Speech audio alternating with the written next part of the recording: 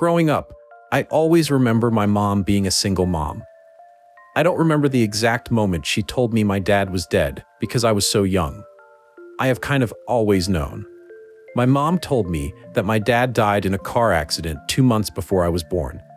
She said he was hit by a drunk semi-driver and was murdered instantly on impact. Obviously, no one questions their own mother, especially at a young age. You believe their every word. This is what I always told people growing up if they asked about my dad. I would say, I don't have a dad because he was murdered. My mom, even on financial aid papers, claimed to be a widower. Whenever I asked questions, my mom said things that just made sense to me. Like, "Mom, why don't you have any photos of Dad?" She told me they all burned in a house fire, started by the dryer, right after I was born. This made sense because we had moved to a new house when I was very young. Also, again, why would you question your mom? I tried to research my dad and his death, but nothing ever came of it. I assumed back in the day they didn't have computers or the internet. If they didn't, it wasn't much. I later found out his name was Donald, according to my birth certificate. The only reason I found this out was because I had to force my mom to give it to me so I could get my license at 16. A lot of the times I tried to ask more questions when I got older, but my mom became visibly angry when I did this. Eventually, I just stopped because I didn't want to get yelled at anymore. This strained our relationship growing up. My mom and I were never really close. I tried asking family members questions, and literally no one, even my grandma, knew. My mom and grandma are super close, so this was very odd to me. The last time I asked my grandma, before I finally asked my mom for the last time, my grandma said, "I don't know who or where your dad is, but I know your mother loves you." Holy crap, when my grandma said that, I got goosebumps and knew something was very wrong. Fast forward to when I was 19, I started to see a therapist after being a victim of attempted kidnapping and diagnosed with PTSD. My therapist told me to take a DNA test to possibly find out more about my dad's side. This way I could still find out info without having to ask my mom and making her angry again. I asked my mom to pay for the DNA test because I was a poor college student at the time.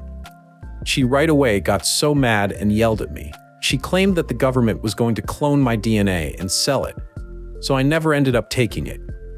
After that, I didn't bring it up again. Fast forward to when I was 20 years old around Thanksgiving time.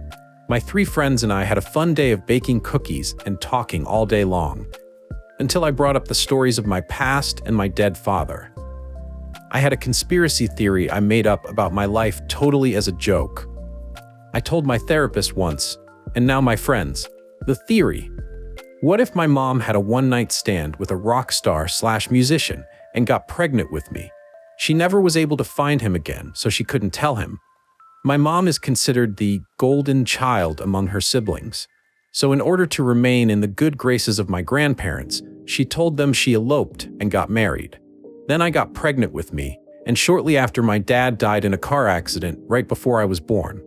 Would make total sense why none of my family met him or knew him if it was a short relationship. My theory wasn't too off. But this is what really went down. My friends all told me that all my stories didn't really add up. A lot of them said they seemed odd, but never said anything. My friends paid for me to take a DNA test. I took a DNA test and then confronted my mom about it. She finally confessed that she always wanted to have a child, but never wanted to get married. She found a clinic that would do sperm donor babies. She had 2 miscarriages before me, all with different donors. The 3rd time she got pregnant with me. The name Donald came from a donor. There was no dad that died in a car accident, all lies. With my results from the DNA test, I mostly just had first cousin matches and didn't think anything of it. But what I didn't know was that the first cousins and half-siblings share a similar amount of DNA. A few weeks later, a girl messaged me claiming to be my half-sister. She was able to answer all my questions I always had. The reason my mom never could answer those questions weren't because she was upset he died, but because she truly didn't know. The girl who messages was correct that she was my half-sister. She was introduced in a group chat to the other siblings. This was 3 years ago, and we only had 30 half-siblings at the time. Now we are up to 50 and expecting more to still pop up. We are from all over the country. We will never truly know how many of us there are because of how messed up the donor industry is. As for my dad being alive, we found this out recently. After years of research and sleuthing, my sisters found our donor through leads from the DNA test. We have reached out to him, and he is grateful to know about us. We have limited contact due to his family and his horrible wife. His wife wants to keep her good reputation. Like helping families get pregnant is a bad thing. Partly, I think his wife is homophobic. His wife is very religious, and most of our siblings' parents are same-gender couples. Our donor never told his family about being a sperm donor in college because of his extremely Catholic family. I wish he would tell them, and we could meet our cousins, aunts, uncles, and grandparents, but it's unlikely he ever will. He rarely talks to us, and rarely says happy birthday or Merry Christmas, but that is mostly it. Thankfully, he was able to give us updated, correct medical information. There have been a few donor child stories on the THT podcast, but my story is a bit different from what I have heard before on the pod. Sadly, this is common in the donor children community. Many parents lie to their children with no planning to tell their kids. In the 90s, no one ever expected that DNA tests would be what it is today. Edit and update. We have just found 3 more siblings. We now have 53 siblings and counting. Additional information from original poster to respond to common questions about her DNA testing. Original poster. I am in the USA. All that I am about to state goes for my country. If you're in another country, you would need to do your own research on laws.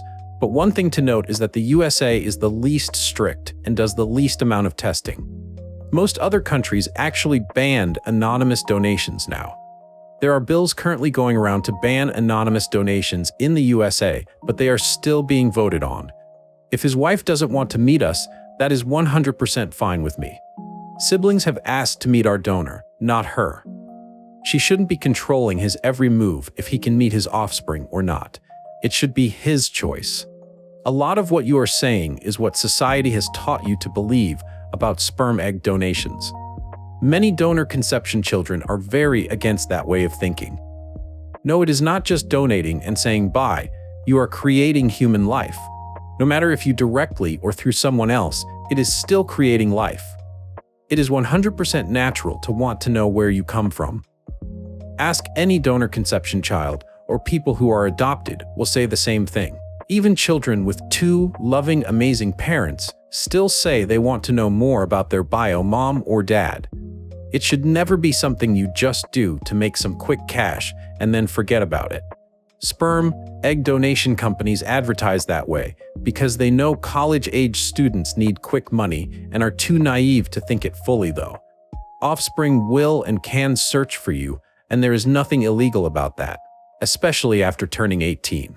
Legally speaking, fertility donation clinics are supposed to give off spring medical information / updated medical information whenever they want. If the clinic doesn't have up-to-date info, they're supposed to contact the donor to get that info to give to the offspring. Like I said before, the industry is very sketchy and many do not follow the laws rules put in place. We contacted our clinic many different times as offspring and even our parents, and the clinic would not give us updated medical info that we deserve to have and have a right to. The donor also has the right to know how many live births there have been using their sperm. Live births would mean how many babies made it to term and were born into the world and lived. Some clinics will give identifying info and some won't. But again, they were sketching and did not do this. Our donor wanted to know and asked them many times. Our clinic went so far as to tell the parents not to report back live births. This is technically illegal because they wanted to sell more sperm from our donor. He was a very popular donor, so the clinic wanted him to keep donating so they could make more money. Even after he wanted to stop, they kept asking him for more. Most parents of my siblings did confirm that in the contracts it said that after 3 live births, the rest of the sperm would be retired, destructed, so that there wouldn't be too many from each donor. Obviously, this was a lie and did not happen. Because the live births weren't reported accurately, we will never truly know how many of us there are. The main reason we needed to find our donor was because our sister now 27, at 22 years old had cancer. Thankfully, she lived and is in remission now, but the kind she had most people die from. We needed to find out if it came from his side. If it did, it would be necessary to know what kind of screenings, regular tests, checkups we should be doing to prevent or catch the cancer early enough to treat it. Also, we could be actively doing things as preventatives. The biggest reason to find him was for medical updates, not to meet him and have him as a father figure. None of us expected him to be a father figure to us. Some of my siblings don't even want to talk or meet him. Because the USA is the least strict, there have been many cases of criminals donating when they legally shouldn't have been able to. Another case included people with autoimmune diseases, mental health issues, or other diseases. In our case, our donor should have been deferred denied because he has ADHD. He has passed this on to many of us, and now we have to suffer with it because he was not put through the correct testing he should have been by law.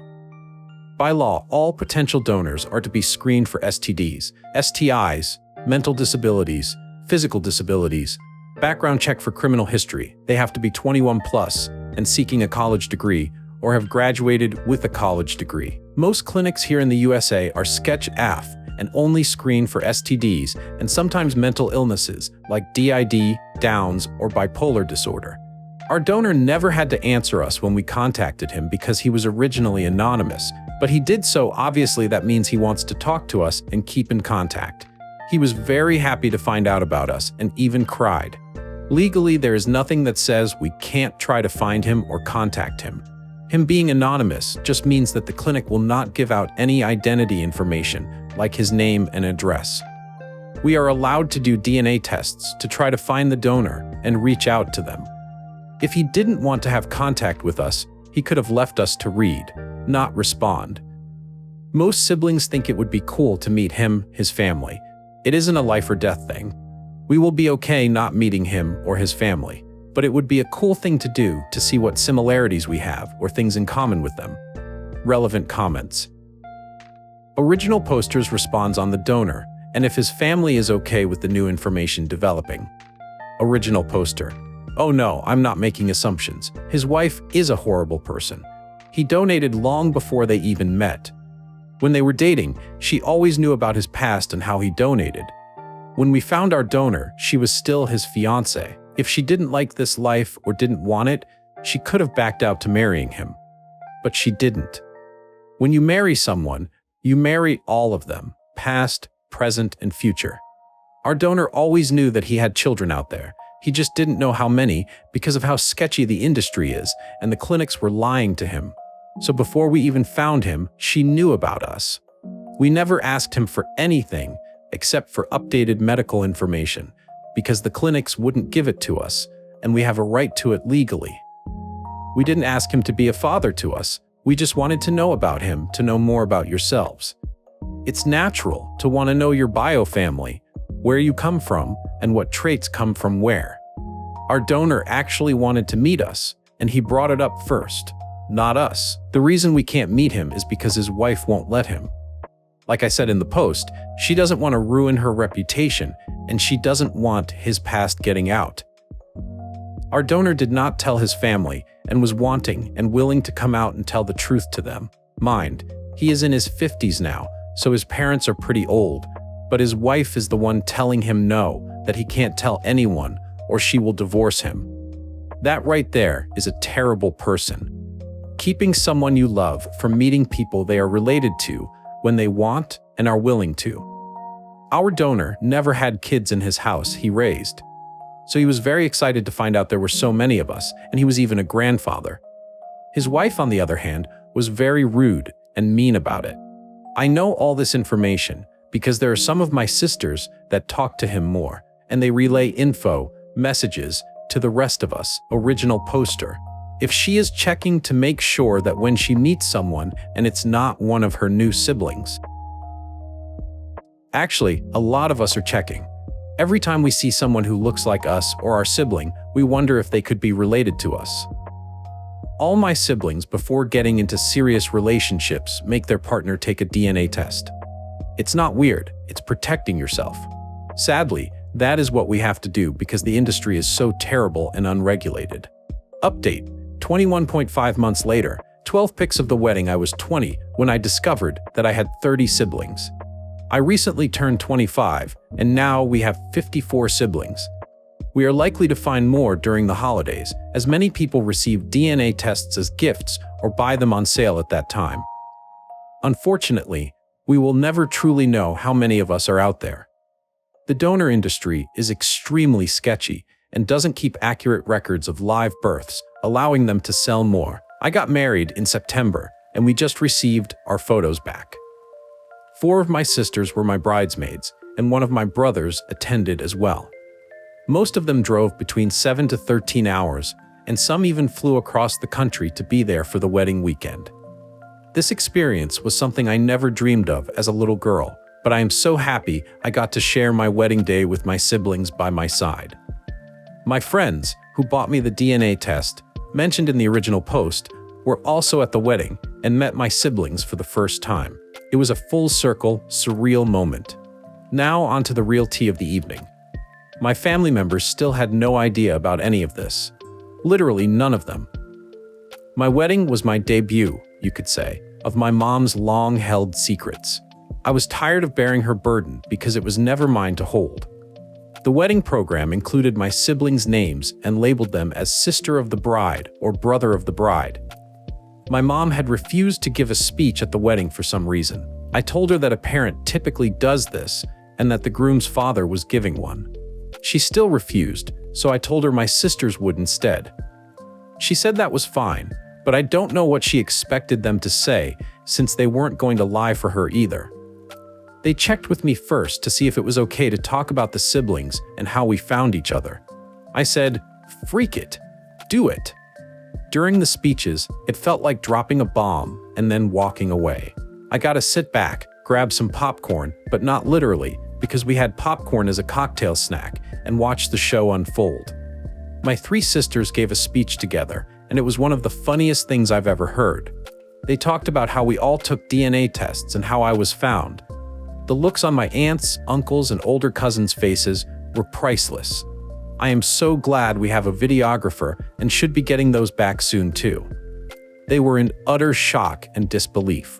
Their reactions were almost as entertaining as the speech itself. It felt incredible to finally be able to speak openly about my life.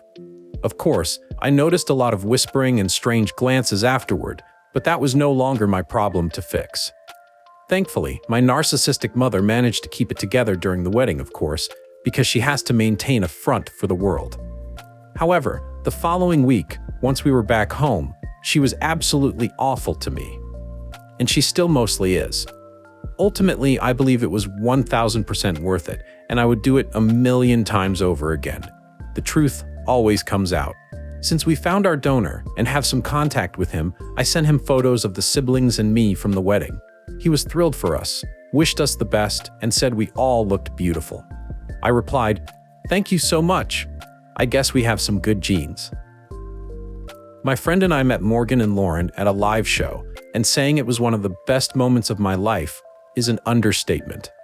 For the photos you've all probably been waiting for, I know Morgan has. I will attach them. It was a challenging journey to get here, but thank you all for the love and support along the way. Additional information from original poster. One thing I forgot to mention, not super important, but just funny. Sister with black hair and I came from the same clinic. We are a few months apart, so our moms likely crossed paths while at the clinic because it wasn't a big town. When I first met her, it felt like I already knew her. I joked it's because we had already met on the shelf at the clinic. Relevant comments, original poster on why her sperm donor should not be donating so much because of 50+ siblings being found. Original poster, it isn't his fault at all. Like I said, the industry is extremely sketchy. Many of our siblings are twins or triplets too. When using IVF methods, they implant a few to have a higher chance of at least one live birth. Our donor did want to stop donating, but the nurses, almost in a threatening way, told him he needed to come back because he was so popular. He was a young, dumb college boy and likely didn't think of the repercussions. So when there are signs up at college campuses for donating, I hate it. Another reason there are so many of us is because our bank shut down. It is unclear if the company went bankrupt or just closed down for another reason. When they closed, all donations were kept and sent all over the country. So the rules basically went out the window when that happened. There are not really any actual laws for the industry. There are guidelines. I believe it's around 15 live births for every 15,000 people. But again, it's not a law, it's just encouraged.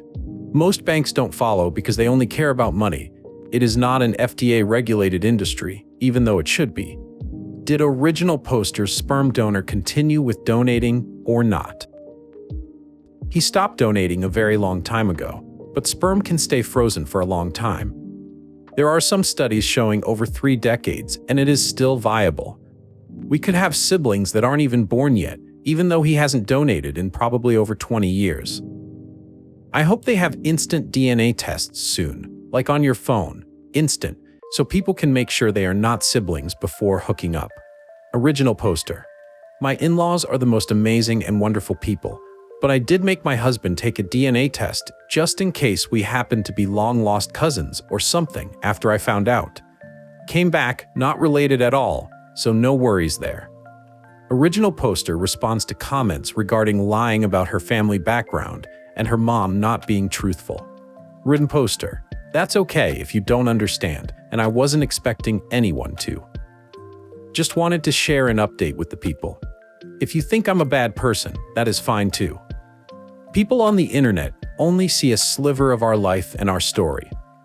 I wanted to go into my new life and marriage burden-free. Most of my extended family members after the wedding I will never see again unless some dies or has another wedding. Our grandma was holding the family together, and once she passed, hit the fan. Thankfully, I was able to tell my grandma before she passed, while she was still well enough to understand. She wasn't upset and was very accepting and happy I got to meet my siblings. If you go back to the original post, most of the reason my mom came up with this was to stay in the good grace of my very Catholic grandparents, especially my grandma. Now that she had passed, I thought it was the best time, and likely the only time ever in my life, my siblings and extended family members would ever be in the same room. My sisters didn't go into detail about my mom's lies. They kept the focus on the good things, like our siblings' relationship and how they found me and my husband and I. Basically said, we are all here today because we decided to take a DNA test for fun and we found more than 54 siblings. They never once said anything about donors, lying, or the dead dad's story. But you can probably assume my family members were left to use their imagination. Even before speeches happened, my mother was not nice the entire day. She wouldn't smile in photos. She didn't show up to the mother's first look. Instead, she showed up 4 hours late. She never once complimented me or my husband about the wedding, my dress, or how I looked. Then, to top it all off, I reluctantly agreed to a mother-daughter dance after my maid of honor convinced me many months prior. Instead of using that as a special time between us to chat or say how happy she was for us, she used that time to yell at me. Quiet enough you couldn't hear over the loud music, but loud enough to know it was rude yelling and belittle me. All while I had to stand there, dancing with her smiling, to make it look like it was all fine and dandy to our guest. So yeah, after all the awful things I did that day, and throughout my life, I wasn't going to let her ruin our wedding day. If you think what I did was wrong, I can live with that. I cannot live with a life of lies and secrets.